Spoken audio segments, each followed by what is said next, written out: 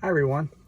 I haven't given an update on my 2023 CfMoto U600 in a while, and I thought I'd give you a quick update. In particular, I want to focus in on the cooling system, and I will tell you right up front, spoiler alert, I'm really pleased with the unit.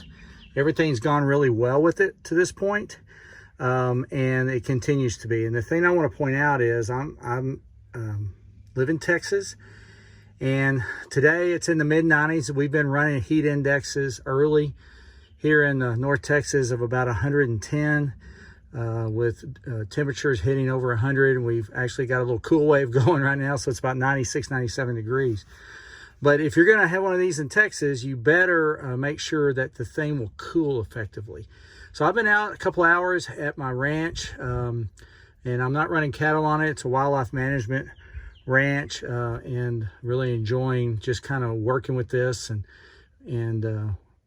you know, and this unit, because of that, is definitely a work unit and not something that I'm going to go run through courses that I've seen online, which looks pretty fun, but you know, that's not what this thing's for.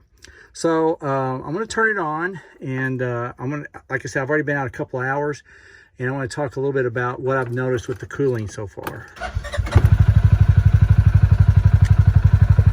So you can see the temp gauge is already pretty warm because I just turned it off to start the video, but it's not topped out. And it is a liquid cool system, and so it, you know, I'm sitting at idle right now, which is putting some stress on it. And in a second, as I've noticed, the fan turns on. But I've not had it overheat one time on me. When I was looking at this property a few years ago, the realtor had a UTV, won't talk about what brand or anything, and you know, it overheated on us out here. You know, we were just just driving the property, and it overheated because it was late spring, early summer.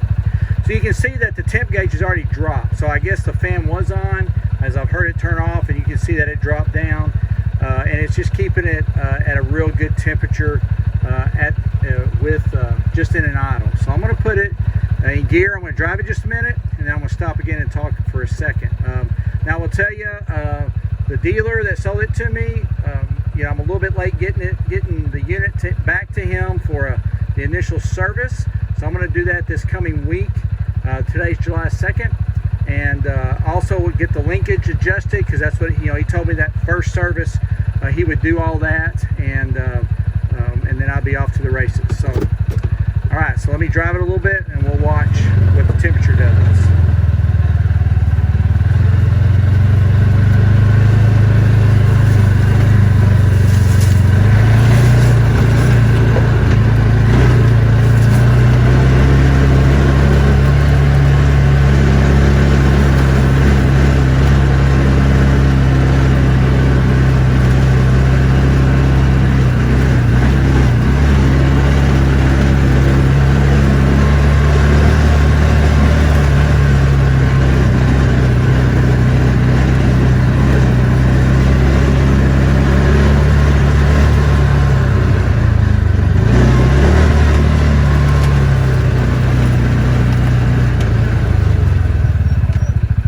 Stop it in the shade just for me, but you can see the temp has definitely come back up. I really like the display because it really tells you where you are, but you can see it hasn't topped out.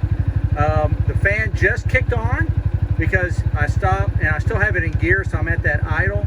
It's just going to help it bring that temp down and manage the temperature of the unit. So you know, I was really, one of the big pieces of the puzzle for me in looking at these, I did some research on, was the cooling system, because I know in Texas, for us to work in the heat of the day, it's going to have to be able to manage the temperature of that motor really effectively. And I think this unit does that. Some of you guys have posted online about you're in Canada and how they're outfitted in Canada, and so you don't have to worry about the heat, that's for sure, where I don't have to worry about sub-zero temperatures here, or, you know, at least very often.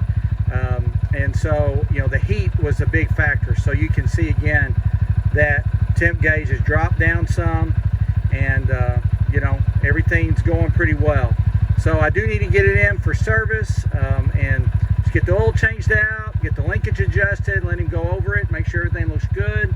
I'm going to have him check the brakes because I have forgot to release the emergency brake a few times and then realize, why is this thing jerking so bad, and realize the emergency brake's on. So anyway, appreciate y'all watching, and just thought I would just talk about that particular piece of this particular unit, since the heat in Texas is something that you really need to take in consideration. I know other parts of the country as well, but for me, living here, and you know, we are at July 2nd, so you can see just we had a 1/10 of an inch of rain yesterday. Oops, covered the camera. About a 1/10 of an inch, and so we got a little green happen. But man, I got a total of a 1/2 inch of rain in June, and so July 1st it rained a 1/10, and we were felt blessed to get it. So hopefully we'll get some more rain, but we are entering the dry season and not really anticipating a lot. So appreciate everybody. Y'all be safe out there, enjoy your summer, and thank you for watching.